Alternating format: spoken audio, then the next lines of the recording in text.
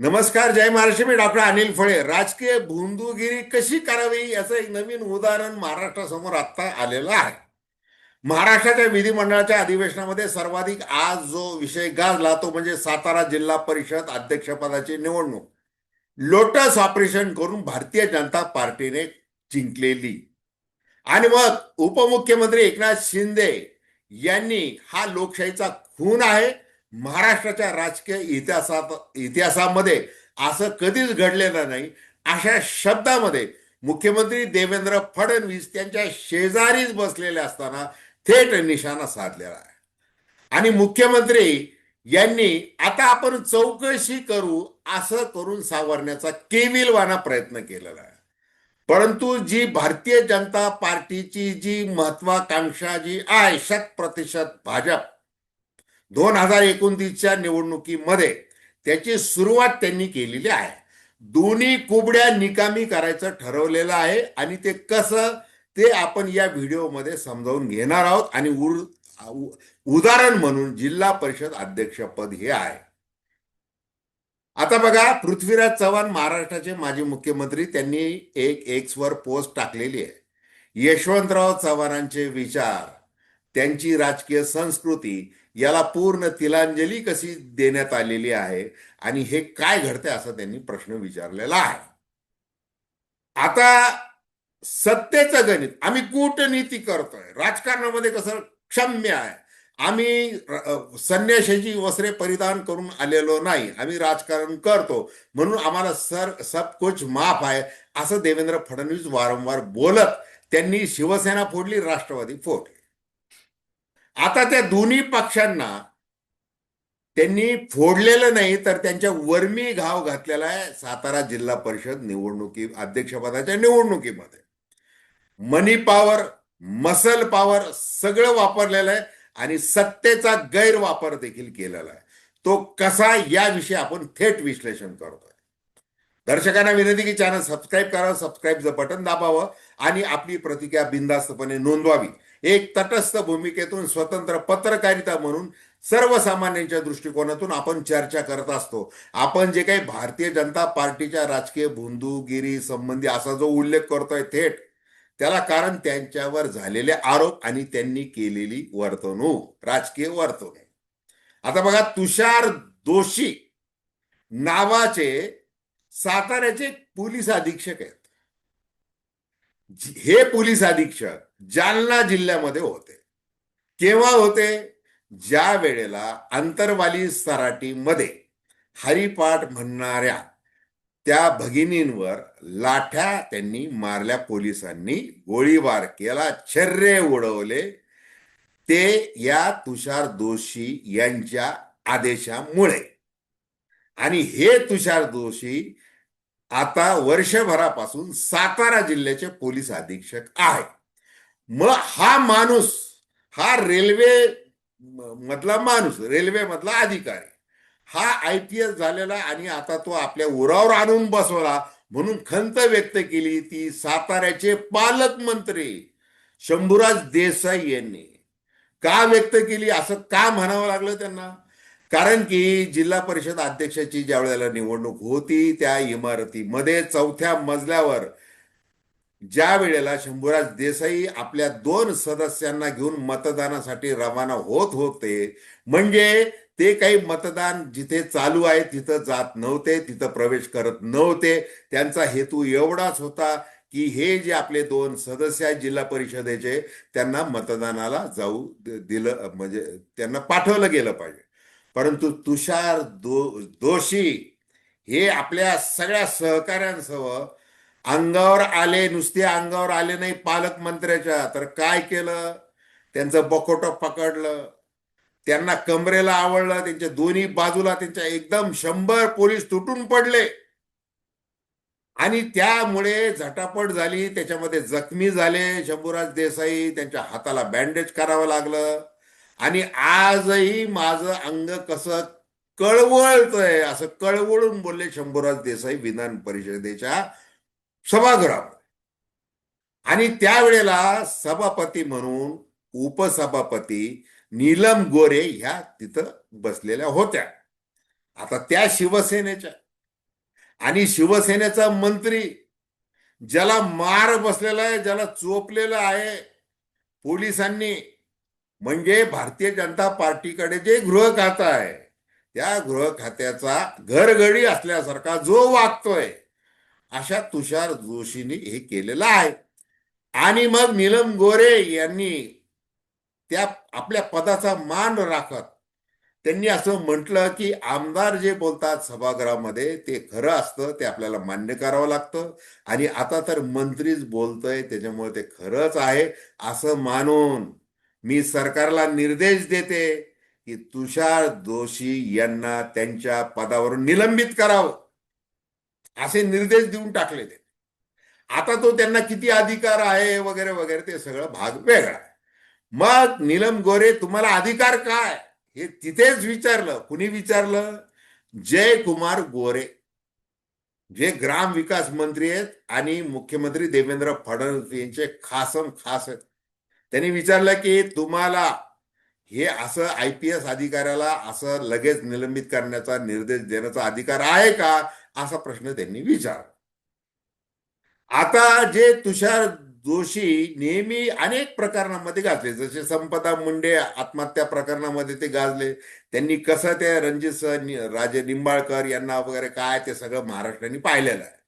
आणि तिथंच मुख्यमंत्री देवेंद्र फडणवीस यांनी रणजितसिंह निंबाळकर यांना लगेचच ती क्लीन चिट दिली होती आणि त्याप्रमाणे काय झालेलं आहे ते सगळं पाहिलेलं आहे. ती एक आत्महत्या होती, प्रेमाचा त्रिकोण होता हे स्पष्ट झालं आणि तो निकाल लागला. आता हे जे तुषार जोशी आहे यांना हे घरघड्यासारखे वापरले असा त्यांच्यावर आरोप. आता बघा हे का एवढं खुलासा करून सांगावं लागतंय, कारण की देवेंद्र फडणवीस हे गृह खातं सांभाळतात. रवींद्र चव्हाण भारतीय जनता पार्टीचे प्रदेशाचे अध्यक्ष, वनमंत्री गणेश नाईक यांनी स्थानिक स्वराज्य संस्थांच्या निवडणुकीच्या वेळेला आणि निवडणुका झाल्यानंतर सुद्धा ज्याप्रमाणे एकनाथ शिंदे आणि खासदार डॉक्टर श्रीकांत शिंदे यांना टार्गेट केलं की कशा पद्धतीने केलं जात आहे त्याची तक्रार घेऊन एकनाथ शिंदे अमित शहाना भेटले वगैरे वगैरे ते सगळं झालेलं आहे. आता ज्या वेळेला स्थानिक स्वराज्य संस्थांच्या निवडणुका जाहीर झाल्या त्यावेळेला पत्रकारांनी देवेंद्र फडणवीस यांना विचारलं होता आता महायुतीची काय असेल परिस्थिती, तर ते म्हणले आम्ही महायुती म्हणून लढणार आहोत, परंतु जिथे कुठे एकमेकाच्या विरुद्ध लढू तेव्हा अतिशय खेळीमेळीने लढू, टीका सुद्धा करणार नाही. आणि मग जिल्हा परिषदेच्या त्या अध्यक्षपदाच्या निवडणुकीत काय कळस गाठलेला आहे, किळसवाना कळस गाठलेला आहे. मग जिथे 65 एकूण सदस्य, तिथं निवडून यायचं तर 33 मतदान पाहिजे.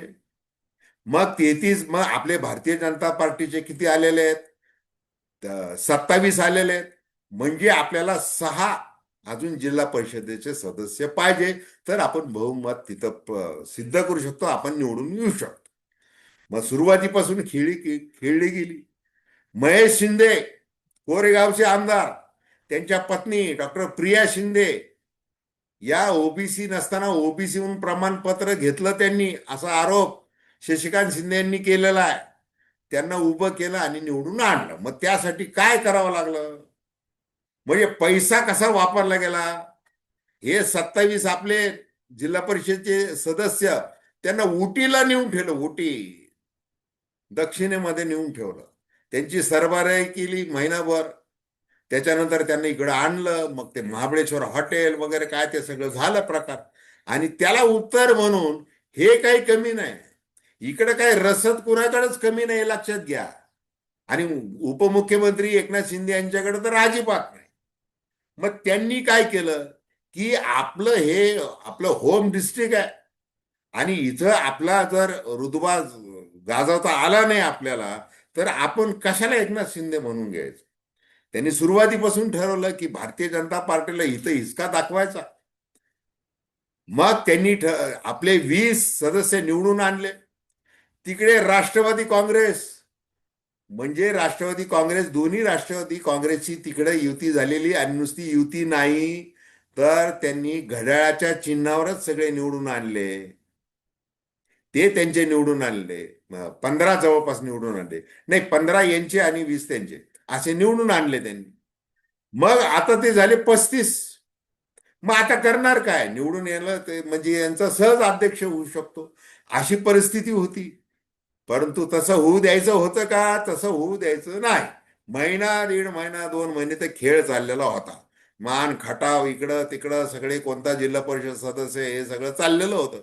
त्या याच्यामध्ये एकाला अपहरण केलं, त्याच्या मुलांनी तक्रार केली, आणि ज्यांनी दोघा जणांनी अपहरण केलं आता त्यांना पकडायचं आहे म्हणून गोव्याला जे ठेवलं होतं या सगळ्या शिवसेनाच्या लोकांना, या राष्ट्रवादीच्या लोकांना, तिथं पोलिसांनी धाड मारली गोव्याच्या हॉटेलवर. आणि मग ते शोध घेतला, ते म्हटले आमचे कोण गायबच नाहीत. मग नंतर ते अवतरले.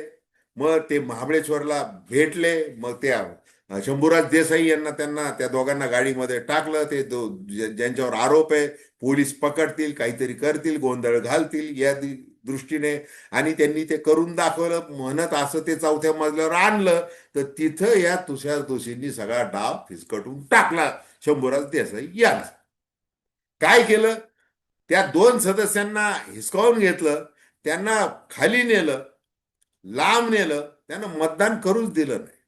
लांब घेऊन गेले त्यांना. इकडे बऱ्याच गोष्टी झालेल्या आहेत, सगळ्या प्रसार माध्यमांमध्ये ते छापून आलेल्या आहेत, त्याच्यामुळे त्याची उजळणी करत नाही. तर ते झालेलं आहे. मग अशा परिस्थितीमध्ये बघा, विधिमंडळ म्हणजे विधान परिषद आणि विधानसभा, हे महाराष्ट्रामध्ये विचार केला आपण राज्यामध्ये तर सर्वोच्च सार्वजनिक सभागृह आहे. त्याची काही कायदेशीर संकेत आहेत. आणि मग विधान परिषदेमध्ये जसं सुरुवातीला सांगितलं, नीलम गोरे काय बोलल्या, त्यांनी कसे निर्देश दिले, जयकुमार गोरे यांनी कसं काउंटर केलं तिथंच. इकडं विधानसभेमध्ये मुख्यमंत्री आणि उपमुख्यमंत्री एकमेकावर बरसले. आता मुख्यमंत्री देवेंद्र फडणवीस 3 वेळेला चिडलेले आहेत बघा. ज्या वेळेला एकनाथ शिंदे यांचे आमदार किंवा स्वतः एकनाथ शिंदे यांनी जे काही केलं त्याच्यामुळे ते वरमी बसलं आणि फडणवीस चिडलेले आहेत. पहिल्यांदा केव्हा चिडले ते? ज्या वेळेला गोव्याला आमदार ठेवले होते लोटस ऑपरेशन करून स्वतःच, गृहमंत्री अमित शहा यांच्या सांगण्यावरून, मोहित कंबोज व इतर ब्रिगेडच्या संरक्षणाखाली. आणि मग ज्या वेळेला घोषणा झाली, वरून दिल्लीवरून आदेश आला पक्ष शीर्षस्थ नेतृत्वाचा, की मुख्यमंत्री म्हणून एकनाथ शिंदे हे शपथ घेतील, आणि हे सांगण्याची वेळ देवेंद्र फडणवीस यांच्यावर आली. आणि मग ते बातमी आली, ब्रेकिंग न्यूज झाली. ती ब्रेकिंग न्यूज ऐकून शिवसेनेचे हे सगळे 50 खोके एकदम ओके, सगळे आमदार काय आलं एकदम आता ओके झाले म्हणत त्या टेबलवर नाचले. ते सगळं महाराष्ट्राने पाहिलेलं आहे. म्हणजे त्यावेळेला फडणवीस पहिल्यांदा नाराज झाले. त्याच्यानंतर दुसऱ्यांदा हे केव्हा नाराज झाले? ज्या वेळेला रवींद्र चव्हाण, गणेश नाईकांच्या मार्फत एकनाथ शिंदे आणि डॉक्टर श्रीकांत शिंदे यांना टार्गेट केलं गेलं, ते सगळं महानगरपालिका निवडणूक वगैरे ते सगळं चाललेलं होतं. त्यावेळेला शिवसेनेचे सगळे मंत्री, त्यांनी मंत्रिमंडळ बैठकीवर बहिष्कार टाकला आणि ते मुख्यमंत्री देवेंद्र फडणवीस यांना भेटले आणि त्यांनी सांगितले की हे चाललेलं काय? म्हणजे आपली संविधानिक जबाबदारी सोडून तुम्ही माझ्याकडे पक्षाचं काम घेऊन का आलात? म्हणून देवेंद्र फडणवीस दुसऱ्यांदा चिडले, त्याची बातमी झाली. त्याच्यानंतर आज आज चिडले तिसऱ्यांदा. का चिडले? कारण साताऱ्यामध्ये जो लोकशाहीचा खून झाला एकनाथ शिंदे यांच्या भाषेमध्ये, त्यामुळं त्याचा निषेध नोंदवण्यासाठी शिवसेनेचे सगळे आमदार विधिमंडळाच्या त्या पायरीवर उभे राहिले आणि त्यांनी घोषणा द्यायला सुरुवात केली. घोषणा प्रचंड दिल्या. भारतीय जनता पार्टीचा थेट निषेध नोंदवला. कशी हत्या केली, काय तुषार दोषी काय वगैरे ते सगळं बोलले. प्रसार माध्यमांना यथेच्छ त्यांनी बाईट्स दिल्या आणि सगळं मन मोकळं राखलं सांगून टाकलं काय काय उद्योग झालेला आहे. त्याच्यामुळे मुख्यमंत्री चिडले. आणि मग मुख्यमंत्री चिडले, परंतु मग ते चिडूनच ते विधानसभेमध्ये आले. मग एकनाथ शिंदे बोलले. मग त्याच्यानंतर मात्र काय केलं त्यांनी, की एका ओळीमध्ये विषय संपवला. जसं पृथ्वीराज चव्हाण यांनी मागणी केली की निवृत्त न्यायाधीशाच्या मार्फत चौकशी करावी, आता मुख्यमंत्री देवेंद्र फडणवीस यांनी जणू काही आपल्याला ते काहीच माहिती नाही सातारा जिल्हा परिषद अध्यक्षपदाच्या तिथं काय झालेलं आहे. अशा आविर्भावामध्ये ते म्हटले की उपमुख्यमंत्री एकनाथ शिंदे यांनी जी काही वस्तुस्थिती मांडलेली आहे ती लक्षात घेऊन आपण याची चौकशी करून याच्यावर ठरवू, एक वाक्य बोलले आणि खाली बसले. हे असं झालं. आता एकमेकांवर चिडणे म्हणजे हे फक्त 3 वेळेला बातमी आली म्हणून ते सांगितलेलं आहे. असं एकमेकांवर चिडणं वगैरे वगैरे ते सगळं अनेकदा होत असतं. गळाभेटी होत असतात, सगळं सावरलं जात असतं. आता त्याचप्रमाणे दोघांची रात्री मीटिंग होणार आहे. त्या मीटिंगमध्ये सगळं पुन्हा ठरेल की काय करायचं आहे. कारण की ज्या अध्यक्ष झालेल्या डॉक्टर प्रिया शिंदे या सुविज्ञ पत्नी आहेत त्या महेश शिंदे यांच्या, आणि महेश शिंदे आहेत एकनाथ शिंदे यांचे शिवसेनेचेच आमदार. हे असं लक्षात घ्या. ते मनाने भारतीय जनता पार्टीचे आमदार आहेत, शरीराने ते शिवसेनेचे आमदार आहेत, हे सगळ्यांना माहिती. आणि मग त्याप्रमाणे त्यांनी काय केलेलं आहे, त्यांनी बाहेर येऊन जे काही सांगितलेलं आहे, त्यांनी काय सांगितलं बाहेर येऊन की बघा, महायुती धर्म मी पाळला. कारण की कोरेगावमध्ये तिथं असं ठरलं होतं, निवडणूक पूर्व युती झाली होती महायुतीची. आणि मग असं झालेलं असताना महाविकास आघाडीमधले जे पक्ष आहेत, काँग्रेस आहे, राष्ट्रवादी काँग्रेस शरदचंद्र पवारांचे लोक आहेत, भले ते घड्याळाच्या चिन्हावर लढलेले आहेत, त्यांच्याशी कसं काय जाऊन बसायचं. म्हणून मी हे केलं. म्हणजे आता बघा, त्यांची पत्नी जी आहे ती भारतीय जनता पार्टीची आहे, ती जिल्हा परिषदेची अध्यक्षा झालेली आहे, आणि हे महाशय शिवसेनेचे आमदार. हे असं चित्र आहे. म्हणजे काय थोडक्यामध्ये की फक्त भारतीय जनता पार्टीचीच भोंदूगिरी नाहीये, सगळ्यांचीच भोंदूगिरी आहे. सगळ्यांना सत्ता पाहिजे आणि त्या सत्तेच्या हव्यासा पोटी सगळे जे राजकीय संकेत संस्कृती, जसं पृथ्वीराज चव्हाण म्हटलेले, ती सगळी मातीत घालायची आणि व्यवस्थितपणे घालायची आणि एकमेकांवर आरोप करायचे. आणि विधिमंडळ काय आपलं आपलंच आहे. म्हणजे नीलम गोरेंना काय हे आपलंच आहे. आपल्या पक्षाचा आमदार बोलतोय, आपल्या पक्षाचा मंत्री आहे, त्याला मार बसलेला आहे, त्याच्यामुळे तो एसपी निलंबित झाला पाहिजे. त्यांनी तो आदेश देऊन टाकला. नंतर राम शिंदे जे सभापती ते कोणत्या पक्षाचे, ते भारतीय जनता पार्टी. मग ते म्हणले असं नाही, ते चौकशी केली पाहिजे. त्यांनी तो निर्णय जागेवरच फिरवला. म्हणजे आपसापसामध्ये हे संविधानिक पद जे आहेत ते कसे वापरले जातात हे महाराष्ट्राने पाहिलेलं आहे. आणि म्हणून याला भोंदूगिरी असं म्हटलेलं आहे. इतकंच. तर धन्यवाद. हा व्हिडिओ आपल्याला आवडला असेल अवश्य शेअर करा, सबस्क्राईब करा आणि आपल्या प्रतिक्रिया बिनधास्तपणे नोंदवा. धन्यवाद.